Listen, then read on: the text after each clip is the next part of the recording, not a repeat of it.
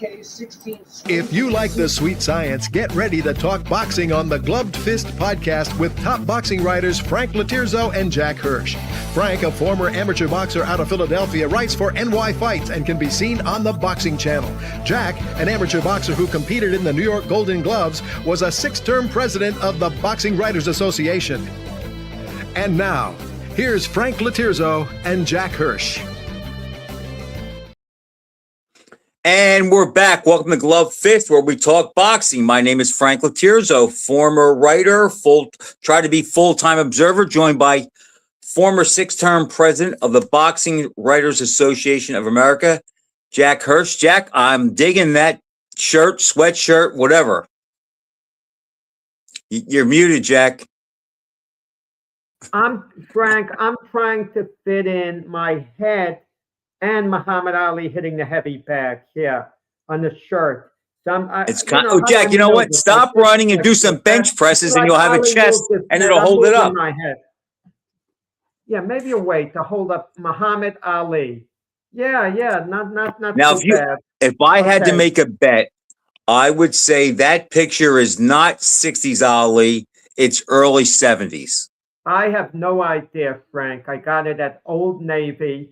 They had a number of Ali T-shirts, classics. And how could I resist not picking it up? I mean, you go in there, you see, even not needing any more T-shirts, you see Ali on the heavy bag, and I wind up, getting a few. In the black shirt, I like that. I like that. I only have a couple. I think I have 3 Ali shirts, and I actually should have more. A question. You worked out of Joe Frazier's gym. Back in the day when Joe was a gym owner, right after he retired, during the time you boxed. I know you're going to ask me. Would you have walked in wearing this shirt? What would Joe have said? If you didn't say a word and you just happened to be walking by Joe, what would the reaction have been? I think he would have walked out to me and he just would have looked me in the eye and said, "Really?" and shook his head. Maybe not say really, but just shook his head and just kept walking. Would he have made you take it off? No, I don't think so. No. I remember, no. I don't know whether you know this name, Bert Watson. Very nice. I know Bert Watson well. He was Joe's business manager. Right, exactly. Great guy, Bert Watson, from everything I could ascertain. I haven't spoken to him in maybe 25 years. I wonder if he's still with us.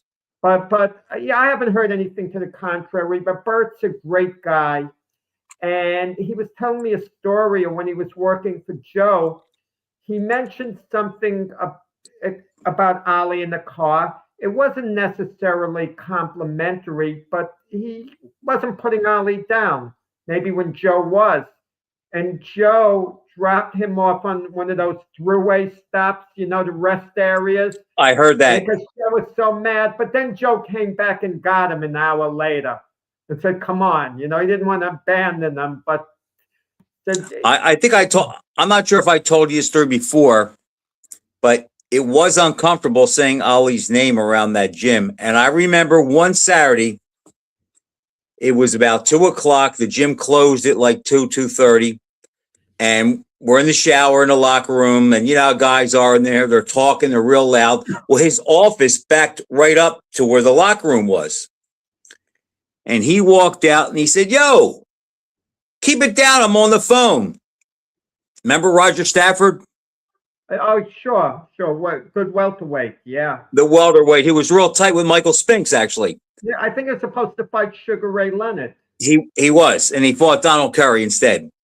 And so Joe says, he comes out and he says, "Keep it down." He goes, "I'm on the phone talking business." And Roger Stafford said, "Okay, Joe." He goes, "But we were just talking about that hook you dropped Ali with." And Frazier put a smile on his face. He goes, "Oh, okay." And he went back in his office. Yeah. True story. No, nice. What's going on in boxing now, Frank?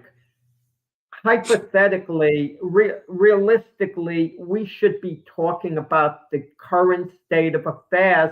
And when time permits, we should be reminiscing about stories, the good old days, personalities. But things are so darn slow. We're doing it just the opposite. There are not that many big fights on the horizon. I'm getting tired of hearing, having to talk about things like Eddie Hearn of Matchroom says, we'll know in the next few days whether Boots Ennis is going to fight Virgil Ortiz. I don't want to know that they're still negotiating. When they first start negotiating, then it's news. Oh, good, they're negotiating. They're trying to come to a resolution, but it's been dragging on.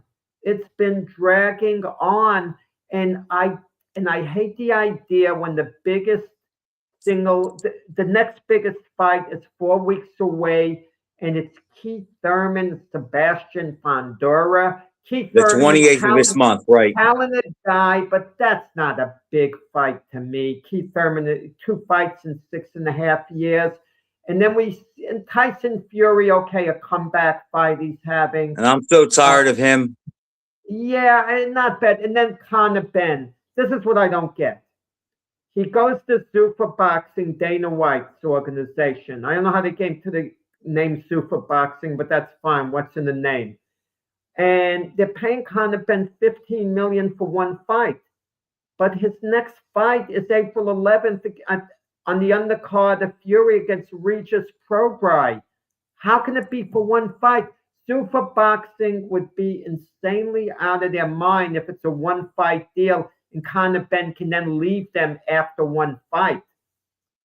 And Jack, that's the problem. We don't know. We don't know what we live in a world today way beyond sports where I don't know what to believe anymore. I don't know what's real, what's not real. Some of the stuff we see with AI, like you just said, with that program, Super Boxing. I don't know what's going on with Conor Ben. But back to talking old fighters and how they work today. I don't want to rip Usyk, Jack, but Usyk is fighting a kickboxer in his next fight.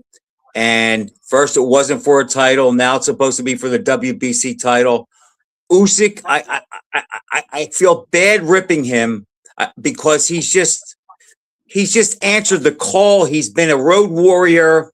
He has fought everybody out there. Everybody deserves an off night. But I just don't like how it looks. Fighting a guy that had one sanctioned fight like Fury did with Nagano. Well, did he have that kickboxer? He never had a professional boxing match, did he? One boxing match a few years ago, and he won. Fought a non-entity. Right. Yeah, I think he's had 26 kick fights, and he's won all but one. I mean, if you want to look at precedent, it started maybe with Floyd Patterson, but it's not a good comparison. He fought Pete Rademacher, who was a gold medalist. Exactly. He defended his world heavyweight championship against an Olympic gold medalist making his pro debut. That's out of line. That's still out of line, but it was a novelty. It was kind of charismatic. Oh, he never had a fight, but he's an Olympic champion. Lomachenko fought for a title against Orlando Canada. What was it? No, Salido. Salido. Orlando Salido in his second pro fight. But Lomachenko had like 300 amateur fights, a couple of gold medals, 2 different Olympics. He had a boxing background. And you knew he was ready, whether he was going to win or not. He wound up losing a close 15-round decision because it was a second fight, but you knew he was ready, Lomachenko, and he was up to the chore. And in a way, he'd earned it by having such an incredible amateur pedigree that he had it. You know, it would have been the same if Teofilo Stevenson, the 3-time Olympic heavyweight gold medalist from Cuba, who never turned pro, had he made his professional debut and fought for the World Heavyweight Championship, I would have been good with it. No problem, because he was capable and he would have represented a threat to the champion. Jack, that almost happened. I don't know why we're getting there's an echo, but now it's going good. Do you remember he was going to fight Ali in 1977? Do you remember that? Yeah, I'm glad it didn't take place because at that point Ali may have actually lost to him. But you know what stopped it, right? Do you know what stopped it? No. the negotiations broke down because Stevenson wanted 3 rounds, and Ali said, "I'm not a 3-round fighter." He wanted 10, and Stevenson would not agree to 10. Oh, I wasn't aware of that, but no one would have wanted to see a 3-round fight. But the biggest fiasco, even the great Ali, when he was in the prime of his career, he wanted to fight Wilt Chamberlain. The only reason the fight didn't come off was because Chamberlain didn't want it. He wanted it in the beginning. Then he got nervous. Ali entered the room. He kept going, timber, timber. Yeah, and then Chamberlain afterwards thinks he would have done well. Yeah, it's easy. But Jack, they were supposed to fight 2 times, if you remember. Outclassed. Do you remember that? They were supposed to fight in 67, and then Ali was taken out of boxing. And then after he lost to Frazier in 71, Ali wanted to do something big to come back, and they tried to make it again, and it didn't come to fruition. It would have been a pathetic mismatch. It would have been, you know what it would have been the equivalent of? Roy Jones, who's a pretty decent basketball player. You put him one-on-one against Allen Iverson. It would have been that type of thing. Maybe Roy would have scored 1 basket and losing 11-1. No better than that. No, probably 11-0, but it would have been a mismatch. But speaking of Allen Iverson, Jack, Philadelphia Inquirer just did a thing on the 25 most Philadelphia athletes in history. Could you? I kind of gave it away. Who was number? So you know who number 1 was? The greatest Philadelphia athlete. Wow. There were 3 boxers on the top 25. The 3 boxers in the top 25 would be obviously Joe Frazier. He was number 2. Are we talking Tommy Loughran? I think Loughran was on there too. So you're right, Jack. There were 4 boxers. I forgot about him. They wouldn't have put Benny Briscoe on there, I don't think. No, it was Joe Frazier, Hopkins, Loughran, and Tex Cobb. Hopkins. Tex Cobb on the list? Tex Cobb was number 21 on the list of the top 25 most Philadelphia athletes. The top 3 were Iverson, Frazier, and I can't imagine with all the other sports. No disrespect to Tex Cobb, but we're not just talking boxing. We're talking about all sports combined. It was Jack. It was because of his toughness. And he lived there, and he ingratiated himself in the city. I mean, the list was full of guys like Chuck Bednarik, Richie Ashburn, Dawn Staley, Carly Lloyd. But there were 4 boxers. Tex Cobb was 21. I mean, even the guys playing today. Any of the Eagles on there? The current Philadelphia Eagles? Jason Kelce. Brian Dawkins made the list too. Reggie Williams? You mean Reggie White? Reggie White, I mean. I'm sorry. I'll tell you real quick, just for some fun here. I mean, Wilt Chamberlain played for the Sixers for years. What about Dr. Right. Vince Papale, Tyrese Maxey, Richie Ashburn, Carly Lloyd, Cobb, Steve Williams, skateboarder. Moses Malone. Jameer Nelson. Okay, yeah.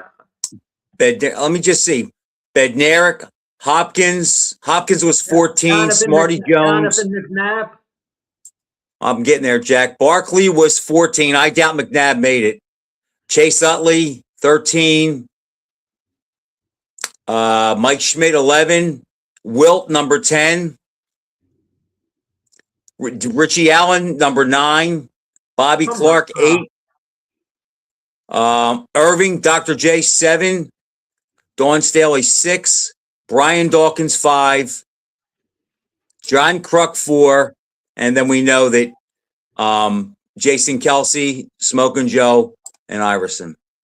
I'm going to tell you, I know it's a boxing show, but I have to make a comment. Mike Schmidt, who played his whole career for the Phillies and is arguably the greatest third baseman in baseball history, and played his whole career for the Phillies, you put him behind Richie Allen, who was a lazy guy who would loaf after balls and got traded to the White Sox in part because of that, and Wilt Chamberlain, who didn't play his whole career with the 76ers, who eventually got traded.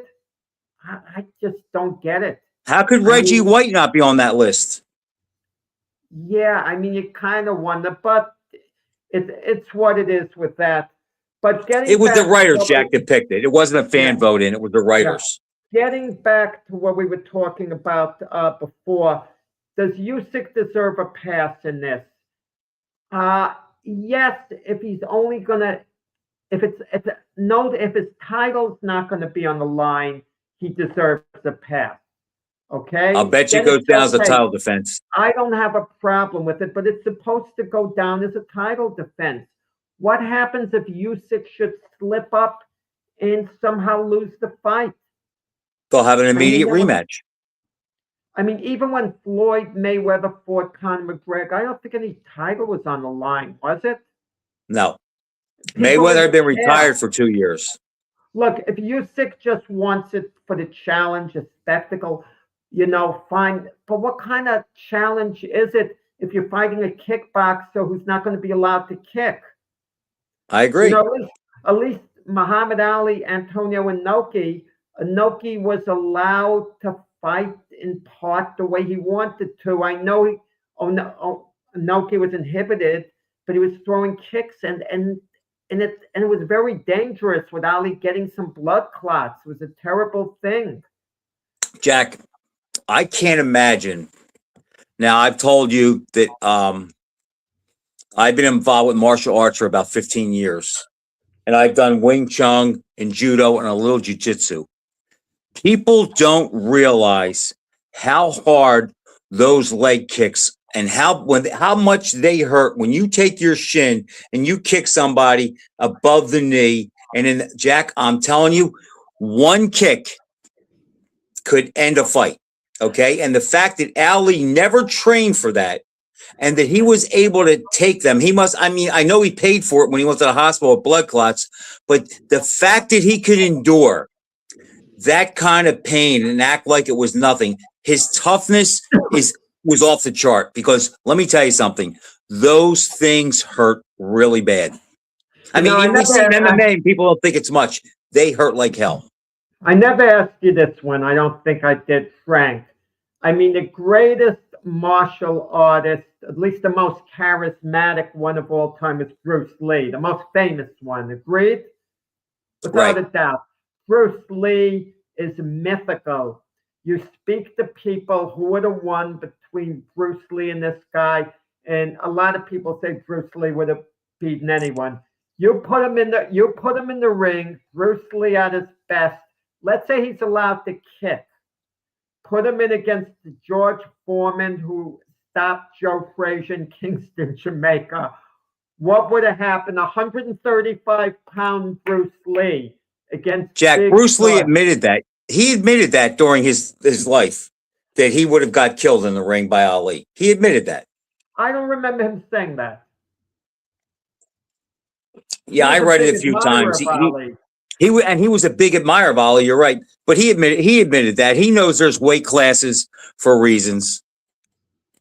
Yeah, I mean, people don't realize if you. And Bruce wasn't a real fighter, Jack. He was a real martial artist, but he only had a couple fights in his career. I mean, in his lifetime, as far as real fights. That's why you even put Bruce Lee against another 135-pounder, Roberto Duran, the Duran that beat Buchanan and Leonard. I can't see Bruce Lee, anyone that size taking Duran out. No. In a street fight, it might be different, but not in the ring. Street fight, it might be different if you kick the guy in the kneecap and this and that, and you could be low to the ground. Yeah, it's different with wrestlers who could grab onto you, and hold the boxer down. But do you remember before Ali fought Inoki, to get a lot of good public relations, they had him go to a fight. He's at ringside when Gorilla Monsoon was fighting. You remember that? That was the funniest thing. All staged, of course. Ali's pointing to Monzon. He gets in the ring, and Monzon has his hands on his hips. And And he Ali holds his hand up so Monsoon can pick him up. Right. And Ali's flicking out a few jabs. And then all of a sudden, Monzon picks him up and he's spinning him on an airplane spin. And Ali's holding on and his eyes are closed. And Monsoon puts him down not that hard. And then Ali is leaving the ring and pointing to Monzon. I mean, Ali. Jack, I'll tell you something else about that. Gorilla Monsoon's name was Morella. Gene Morella was his real name. And he had a daughter, Sharon, who married a friend of mine. And I went to the wedding and Mr. Morella, Gorilla, was there. And you know me, I have to go up and I talked about it. He says, yeah, he goes, Muhammad and I, he kind of jumped where I could get him. He goes, we had a good time. He goes, I love Muhammad Ali. Yeah. But look what we're talking about. Look what we're talking about. Now, Mayweather, I guess he's not going to do the exhibition with Tyson because he's doing. I heard that's still on. So Mayweather is looking to load up, get 2 nice paydays, not mega paydays, nice money in exhibition matches, maybe pick up 25 million a pop, a 30 million or whatever. I'm just estimating, guessing, no idea what he's getting. And then against Pacquiao, we haven't heard anything about the purses, but that's going to be on Netflix, and that's going to be some big money. What's up, Al? Al's a friend of mine.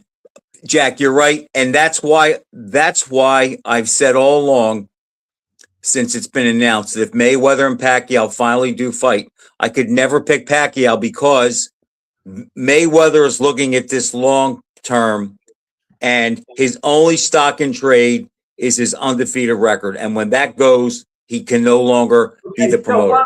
So, look at the blueprint for Mayweather going forward. Let's assume things unfold the way you say they are. He has the 2 exhibitions. He picks up some nice change. Then he picks up major money against Pacquiao. And now Mayweather's really back in the money. Okay? He's got a lot of money. 2 things could happen. He could either change his lifestyle and live very comfortably off the money he has, not spend it crazily, and still be unbeaten at 51-0. Legacy's intact. He was back in the news. If anything, he'll add to his legend just a little bit. Think he'll be unbearable. Or he continues fighting because the Pacquiao fight doesn't get him what he thinks is the type of money that resembled what he got the first time. Let's say the second Pacquiao fight, he gets 125 million, not 350, 400 million, the way he did before. Does he risk the record? Because if he continues fighting on, who might he fight against where he could earn that type of money and beat? I mean, is Jack, Roy Jones that big an attraction? I don't think so. But I think if he picks up some money from the exhibitions, he fights Pacquiao and wins, he will find an opponent that he can sell where he can get the win again. And then when he's like 53 and he's finally retired, he'll say, look how good I was. Look how good I was. No, Frank, my thing is, who might there be out there who he looks at as a very winnable fight if he beats Pacquiao, if he continues? There's talk of him and Terence Crawford coming out of retirement. Never going to happen. I think Floyd's a little too smart to feel he would beat Crawford. But maybe Floyd is thinking, okay, screw it. I don't care anymore as much. If I lose a fight, everyone's going to know I retired at such and such, and I just came back, and it's not going to be as big a deal as before. And Floyd might be thinking, I'm good enough to lose a decision to Crawford. I could keep out of his way enough. He'll win rounds, and I'll get like 300-400 million and screw the unbeaten record. I can't see him doing that, Jack. I can't see him going that way. If he gets by Pacquiao, he will find somebody. If it is a fuller brush salesman, and if he can sell it, that's who he'll fight. I don't think he'll go that way. I don't think there will be. I mean, I just can't imagine there will be anything legitimate about this. When I question how legitimate some of his fights were when he was in his prime, why would he get bold now? I just don't see it. I don't see it. I could be wrong. I think I know how he thinks. And if he gets by on Pacquiao, he has the cachet, Jack, to do another Fugazi. Yeah, but against who? That would be the thing. I don't see anyone out But who there. doesn't matter, Jack? It doesn't. Who doesn't matter because he's the draw.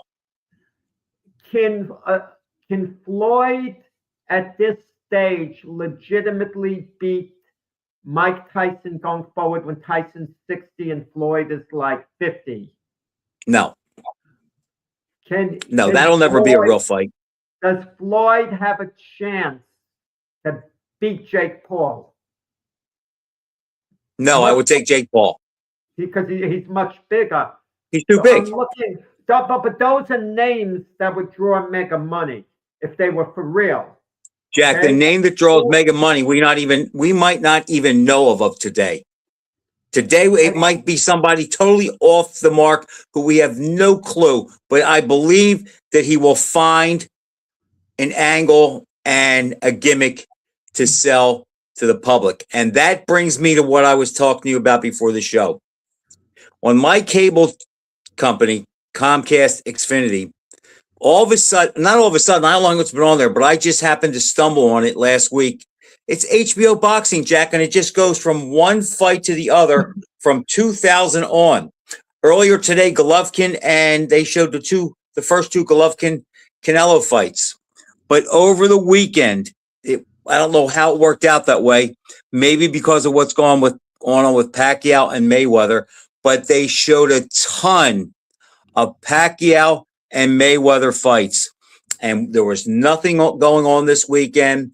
I had time and I watched a lot of Pacquiao and a lot of Mayweather.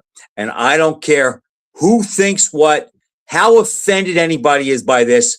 But after studying them and watching both of those guys in their prime, there's no doubt in my mind, Terrence Crawford is a greater fighter under any metric than both of them. And had he fought either one of them in their prime and his prime, he would have stopped them both. Yeah, listen, Crawford's a great fighter. I'm not looking for you to fight with me, Jack. What I'm saying is I watched it really good, and I watched Floyd's little tricks and the way Pacquiao jumps in and how easy he is to hit.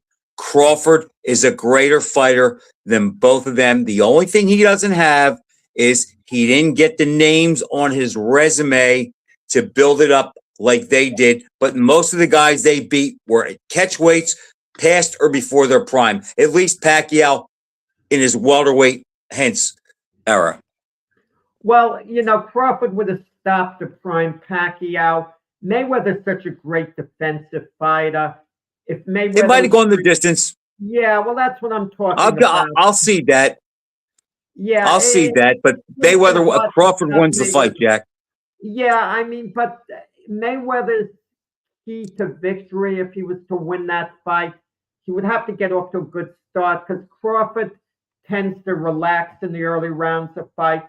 He sometimes has given rounds away, even a fight like he might lose the first couple rounds. I'll give you that. But I mean, I've watched Crawford a lot from ringside, and he wasn't totally dominant in his fights. They were, but he would always get the result he wanted. He'd always take his time, like against Hank Lundy. Hank Lundy fought a tremendous fight. But Crawford never seemed to care if he lost a couple of rounds. It never bothered him. You know what, Jack? And you just reminded me of something, and let me qualify what I say. Crawford peaked at 40 and 47. At 35, maybe Pacquiao gives him a go, and at 35, Mayweather would give him a go. But Crawford peaked at 40 and 47, and Max Kellerman, who I value his ability to assess fighters. I mean, I'm not sure he's the greatest out there, but I value what he says to a degree. And he said Crawford is one of those rare guys that as he's getting bigger, he's punching harder and growing into it. He goes, it's not a matter of him taking his punch up. His punching power as he's moved up, when he hit 40 and 47, it went up. And that's where all his knockouts were scored, at 40 and 47. At 35, a couple guys did go the distance with him. And then Postal did at 140, but I think that was it.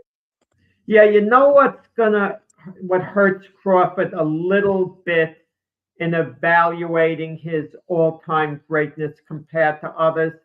As soon as he transitioned into a genuine superstar in the sport, we knew how good he was all along, you and I, don't get me wrong. By beating Canelo, it put him in the category, the way we would talk about Leonard, Hagler, Hearns. It took Hagler till the end of his career to get there. But he entered Sugar Ray Leonard territory, Crawford, when he beat Canelo. And you could even say it was better than Leonard if you want. That's a debate for another time, though. But as soon as he did that, it's like he retired. Had he built on it a while longer with a few fights, because I'm going to tell you, after he beat Canelo Crawford, I guarantee you the next time Crawford would fight, it would be must-see viewing. It wouldn't just be another match. It would be the type where company comes over. Oh, Crawford is coming, like a Super Bowl party atmosphere. That's what Mayweather and Pacquiao is even going to be on Netflix again. People are going to have company watching it on Netflix. It's not just going to be a boxing match. Before that, Crawford was just another fighter. But I do have to admit this. I did get a kick out of this. Right before Crawford fought Sean Porter, I was getting one of those shots that, flu shot or whatever type of shot I was getting before I was leaving to Las Vegas for the fight. And I was casually talking to the nurse, or whoever the name was, of the pharmacist who was giving me the shot. And I mentioned a couple of names. And she said, oh, yeah, I know Terrence Crawford. I said, come on, do you really know who Terrence Crawford is? He said, yeah, my boyfriend's a big boxing fan. He makes me watch with him. So I kind of got a kick out of that. But I know when Mayweather and Pacquiao fought the first time, there were parties getting together. It was like an event. Let me ask you. I went to one of them. Let me ask you, what's the biggest college football game you would like to see? Is it Michigan, Ohio State? What is the biggest matchup, the most intriguing to you? You mean every year? No, the ultimate college matchup, if there were two unbeaten teams, which schools would perk your interest the most in a collision? I guess it would be Alabama against Ohio State. Alabama's playing Ohio State. Let's make believe it's late in the year. They're both unbeaten. Big major showdown for college supremacy. Right. What would Mayweather, Pacquiao, and Netflix are watching the game? Which would you watch? You can only watch one. You can't go back and forth. I'd watch Alabama and Ohio State. You would? Okay. I would. Boots Ennis and Virgil Ortiz. You can only watch one for the night. No. I'd watch Boots and Ortiz. Okay, because you're a real, genuine fight fan. But I could guarantee you this. There'd be the vast majority of non-hardcore boxing fans. They might actually watch Mayweather and Pacquiao. They might be intrigued enough to turn away from the game if they're big college football fans too. But the way things are, Jack, they would never have to make that decision. But I get the point you're making. But because the game would be over by 11 o'clock, the fight wouldn't start till after that. If they started at the same time, I do think that. Wow. I don't get this, Frank. When Mayweather fought Pacquiao the first time, it was, as I recall, in the beginning of May, okay? As I recall. It was September 13th. When Mayweather no, May 5th. May 5th. You're right. May 5th. Right. He fought Canelo on September 13th. Now, May 5th. You're right. Why did the fight come on like 1 a.m. Eastern time? They weren't competing against college football. I guess just to make us wait, Jack. That's that they do that sometimes to make us wait, to make sure everything else is over. All the Major League Baseball games at that time, although it's still early in the season, but yeah, they had nothing else to compete with them. I mean, they wouldn't be concerned about Major League Baseball in May. Not in May, no. In the NBA playoffs, I don't think they'd be concerned about that because the finals end in June. So it wasn't like the finals. I don't know, but in any event, Jack, you know what we're missing? Think about this, and this just hit me. Roy Jones fought Bernard Hopkins in '93, and when did they have their second fight? 2010. Yeah, I couldn't care less. I mean, exactly. But the point is, Roy won the first time, Bernard won the second time, and the boxing establishment basically looks at them as 1-1, and even. I don't think at all. I don't think that's how the boxing establishment looks at it. I don't think they. I don't think they pay attention at all to the second fight. They look when Hopkins was close to his best, not quite there yet, and Jones, beat him in that fight. They look at him at peak value. I don't think they look at it that way. Well, but because of the way, they don't really look at the third fight. They look at the first. But Jack, don't you think it helps Hopkins for the fact that his career lasted a lot longer, and then he can say, "I did beat Roy Jones," where Roy suffered some bad losses. If you asked Hopkins, and he kind of indirectly mentioned this on his own, him and Roy Jones at the very best, the top of their game. And if you said, Bernard, is it fair to say that Roy was a little better than you when you were both at your He would admit that. He would say, yeah, a little better. And then if you ask Roy Jones and say, Roy, would you at least acknowledge that maybe Bernard had a little better career than you had? And he might shrug and say, maybe, something along those lines. Because you can make the argument that Hopkins had a better career than Jones. You can make that argument. Hopkins is a rarity in the longevity he showed. How many fighters fought that well into an advanced stage? When you look at it, Jack, if you look at his career, it's pretty amazing that he had his first pro fight he had as a light heavyweight against Clinton Mitchell. He loses, and then he doesn't fight for 2 years, and then comes back at middleweight, and then the rest is history. That's pretty amazing. And how long did he last? Like his signature fight didn't happen until he was 36 against Trinidad. People forget that. He was 36 in that fight. And to me, that was the best fight of his career. Yeah, he was superb. And then after that, there were great wins over Kelly Pavlik when Pavlik was at his best. Antonio Tarver. I mean, those are monster victories that, he scored. And but like most fighters, he fought on too long. He was competitive. He did record-wise, Jack, but I think his health is pretty good. I mean, I've seen him on TV and around, and his diction and everything is fine. If I said to you that guy was a pro fighter and fought till he was 50, you'd never think of it at all. Yeah. You'd never even pick it up. Yeah, I saw him fight in Atlantic City late in his career a couple of times. He lost a decision to Chad Dawson, a majority decision. But Dawson clearly won the fight. And he lost really big to Sergey Kovalev. He had all he did, Hopkins, to last the distance, Yep, that was the end of the career. And then Joe Smith got him. I wish he hadn't come back for that Joe Smith fight. The whole idea of the Joe Smith fight was to have one final farewell fight. He's age 51.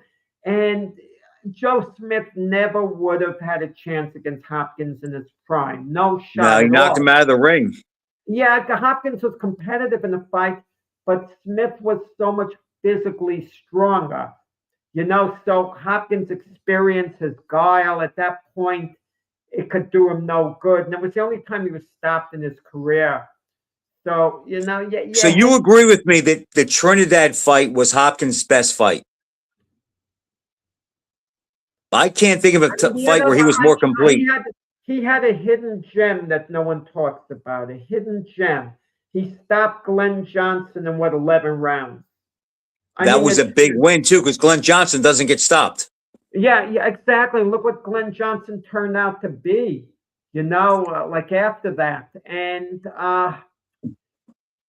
the Trinidad fight Felix Trinidad was high profile. It was like 18 days after the World Trade Center, and there it goes at Madison Square Garden. So high profile. Trinidad was favored in that fight, too. So He was a 2.5-1 favorite, Jack. Yeah.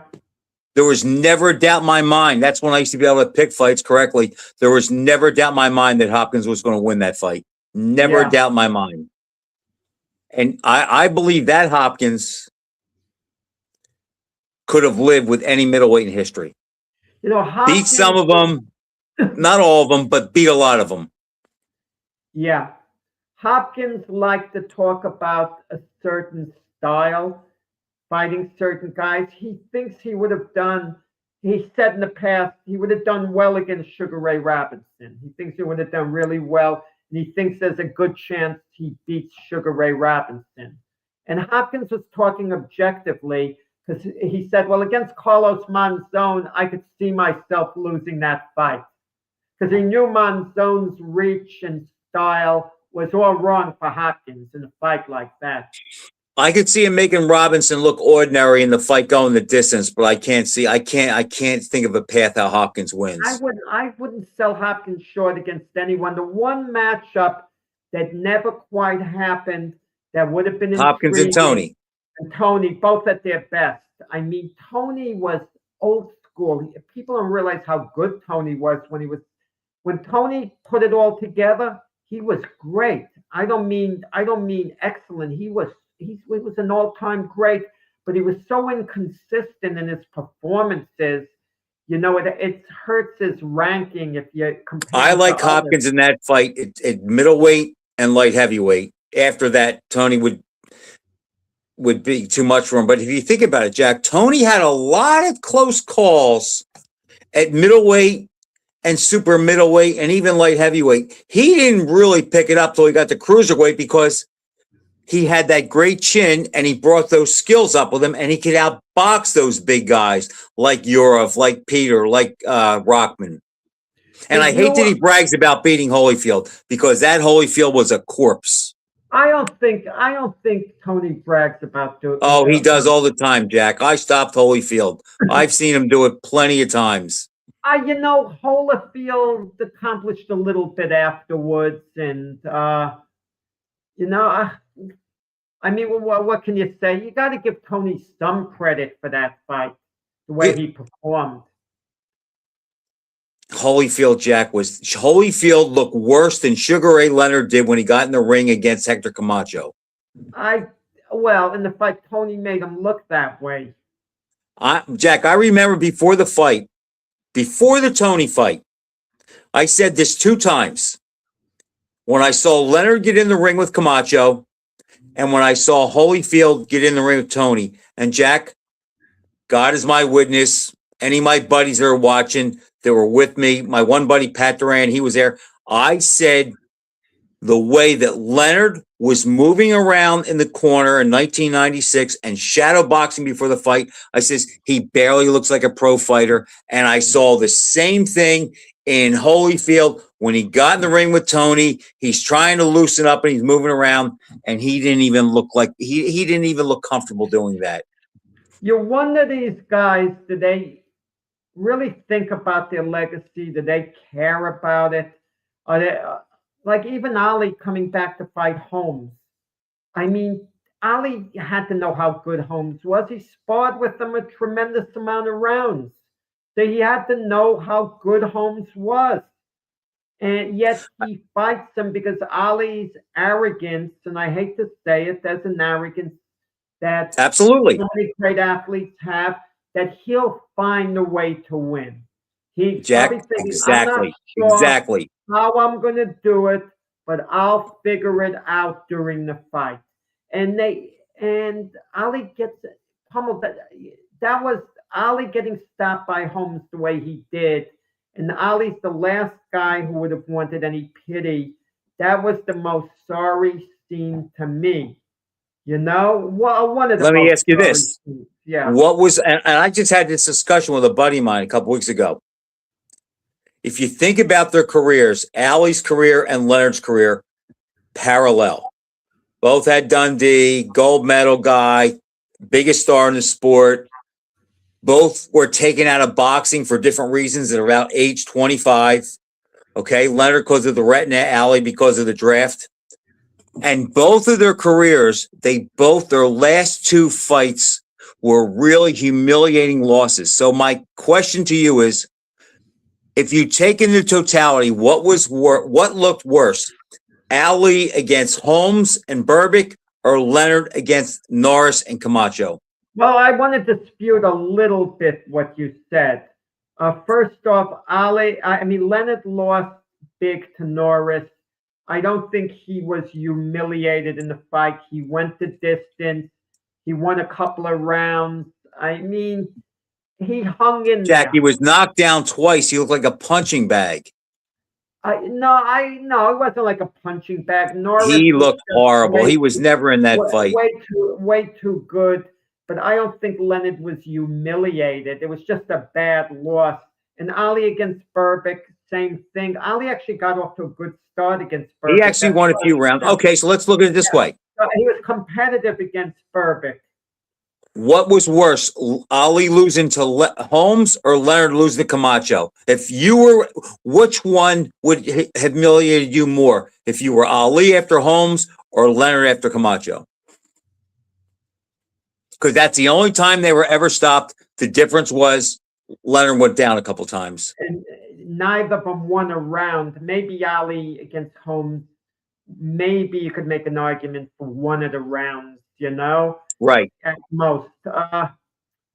Leonard. I actually think if you're just basing it what happened inside the ring, I think the Leonard loss is worse because he went down against a light puncher. Ali at least, stood up under the hardest punches of Holmes and never went down. But because it's Ali and he's so iconic, it was much more painful to watch Ali get systematically beaten up. Okay? Had Ali fallen in 5 rounds the way Leonard did, it wouldn't have looked so bad. They would have said, Ali's got nothing left. It looked worse, and it was more gut-wrenching to watch Ali lose the way he did than it was to watch Leonard lose the way he did. But if you have to grade them, who showed more resistance, obviously Ali showed, And the difference is, Jack, Ali was against an all-time great in his prime. Leonard was fighting Hector Camacho and even late in Camacho's career. Yeah. The question is, if they had been in their prime, could Camacho have troubled Leonard being a southpaw? He could have gone rounds with him, but I don't think he would have been a big problem. Well, no one ever stopped Camacho, so I don't think Leonard would have stopped him. You don't think he stops him? No. Well, no one stopped Camacho his whole career. I mean, why are we assuming Leonard? I know Leonard was explosive, but look, even De La Hoya and Chavez did a job on Camacho past his peak. He hung in. And both those guys, pretty hard punches in their own right. Okay, so maybe Camacho goes the distance, but I don't think he has a prayer to win. Well, he probably doesn't win against the prime Leonard, but, I think he could trouble Leonard. Ali and Holmes, I would give Holmes a chance of beating a prime Ali. I wouldn't discount his chances. Styles make fights. Holmes matched up well against Ali style-wise. Ali's not going to out-jab Holmes. Maybe Ali would neutralize Holmes' jab with his own. Maybe. And Ali was maybe a tiny bit more versatile, just a tiny bit. And maybe, he moved a tiny bit better on his feet. But it's a very tough fight for Ali. And if Holmes finds his range, I could see Holmes eking out a decision. I'm not saying he would, but I could see it. Here's how I break that fight down. Neither guy can knock the other guy out. Yeah. At Right. the pace the fight's going to go, neither guy's going to be taxed physically like they would be against other guys. I think the deciding factor, there's two things I think that favor Ali. Number one, I think Holmes is the guy that would fight as the puncher. He would be the aggressor, and that's not Holmes at his best. I think Ali, at prime Ali, he would get some good right hand counters in there, and I think Holmes being on the attack favors Ali. And the other thing I think that would favor Ali is because of who he was, Ali just had a way in his ring generalship that sometimes, Jack, he looked like he was doing a lot more than he was.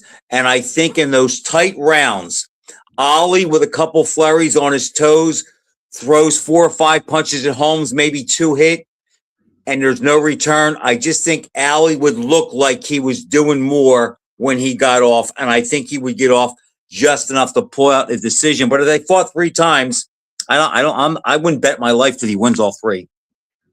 Yeah, It's a bad matchup for both of them. It's a mirror image. Yeah, exactly. I mean, but it's kind of like Leonard and Benitez. They mirrored one another, to a large degree when they fought. But, getting back to current boxing, later this month, Moses Atamu, who's supposed to be the future of the heavyweight division, he's fighting a perfect gatekeeper in Jermaine Franklin.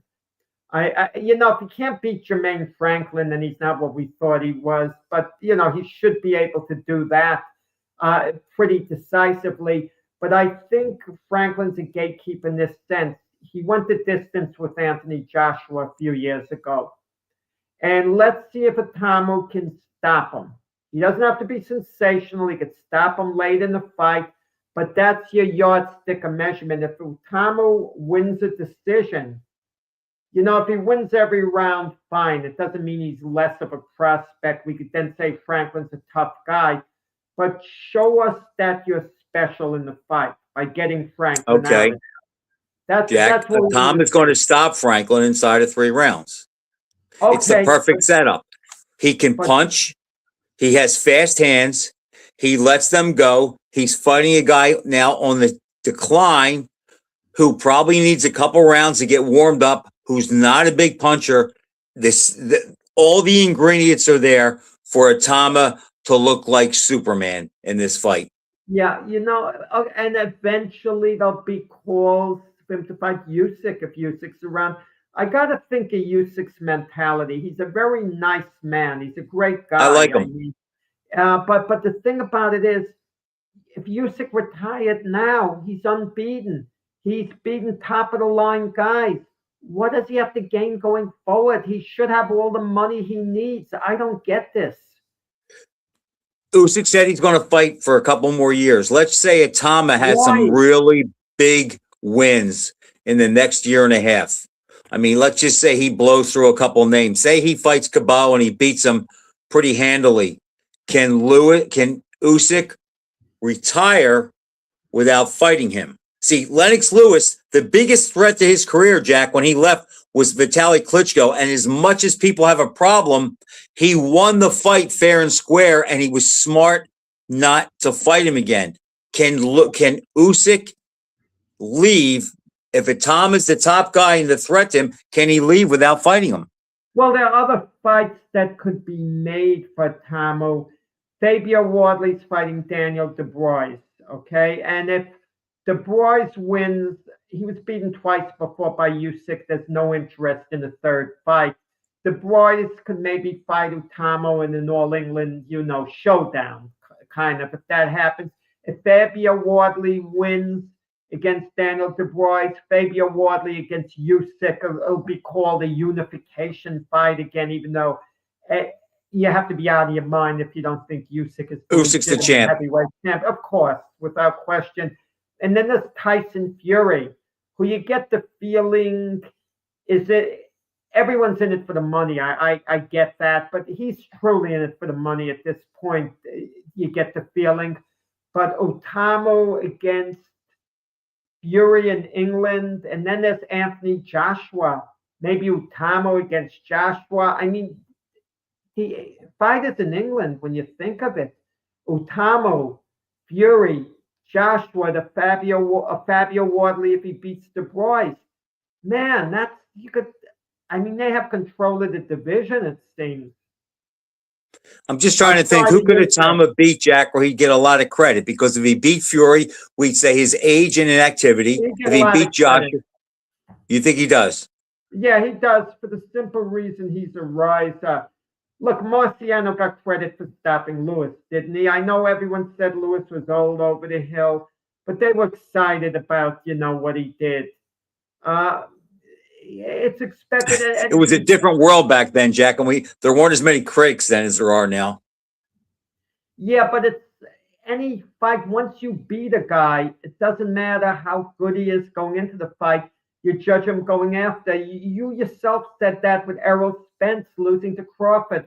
Going into the fight, people were on the fence who was going to win. A lot of people were thinking it was a pick'em fight. Then Crawford completely dominates Spence. And even though Crawford was given some credit, he wasn't given full credit. We were hearing, well, Spence was damaged goods. He was in an accident. Right. And the problem was Crawford made it look too easy. It was too one-sided. Yeah. People couldn't accept it. And we talked about that. Had Leonard in the first Hearns fight, when he hurt him, what was it, the 6th to 7th round? Sixth round. Let's say he took Hearns out in that round. It wouldn't have been a legendary fight. We wouldn't have been giving Leonard all the credit we did. We gave Leonard more credit for struggling and being behind on points, losing rounds, than we would have given him had he dominated. Jack, that's always the best way to win a fight. Look at the anniversary's coming up, but look at Frazier Ali. If Frazier would have just knocked Ali out or stopped him in 5 or 6 rounds, he wouldn't have got credit. They would say, well, he's away, he hasn't fought. But the fact that Ali beat him up nearly as much as Joe beat him up, people said, well, Ali was pretty good. So it meant something that Frazier was able to beat him. You know what's funny? You had in the fight of the century, you like you're saying, Frazier, had he stopped Ali in 5 or 6 rounds and beaten him, they would have had a rematch down the line. And let's say Ali wins the rematch in the Thrill in Manila. Frazier wouldn't be given much credit for the first fight. He still doesn't get enough credit as far as I'm concerned. Right. But I think he does in large part. I think people realize, yeah. You don't think he does? I don't think by Ali fans he does, Jack. All they talk about is, well, Ali would have killed him if he didn't have the layoff. And then when Frazier loses the form, they say, look, Ali took everything out of him. I don't think he gets quite the credit he deserves. And I think Ali, the way he talked for about a year and a half after that fight, had a lot to do with it, because he convinced a lot of people that he really should have won. Not boxing people that know what they're watching, but a lot of his fans, he convinced that. What happens? What would Frazier's legacy have been if after beating Ali, he had 2 more fights, as you know, against Terry Daniels around Stan, and he then retired, and he stuck to it, never came back, and that was it? What would the perception have been? I think the perception would have been he was beaten up so bad against Ali, he couldn't fight anymore, even though he would have had a couple of fights after that. They could say that, Jack, but if he retires 29-0 with 25 knockouts, beating Ali, and made about maybe 10 defense, that would have been about 10 defenses if you count the New York State title, Jack. That would have put him up there really high. Like, we'd be arguing about him and Marciano, who was behind Lewis. The one fight that Frazier missed out on, and we'll have to go quick, we'll talk about it next time. Sonny Liston, Frazier in 1967 would have stopped the older version of Liston, and that would have been like a Lewis Marciano scenario, I think. But it's a great fight to fantasize about, Jack. Closing remark by you, and then the final. My closing remark is, I went boxing to get its legs back, and I want to see real fights. I don't want to see kick fighters. I don't want to see martial artists. I don't want to see wrestlers. I want to see elite boxers fight elite boxers for a meaningful title. And I don't. It doesn't even have to be a meaningful title. I want elite guys fighting elite guys. No more gimmicks. Thanks, Floyd Mayweather. You're the cancer of the sport. Okay. With that, good night, everyone. Thanks for watching. Good night, everybody. Thanks for watching.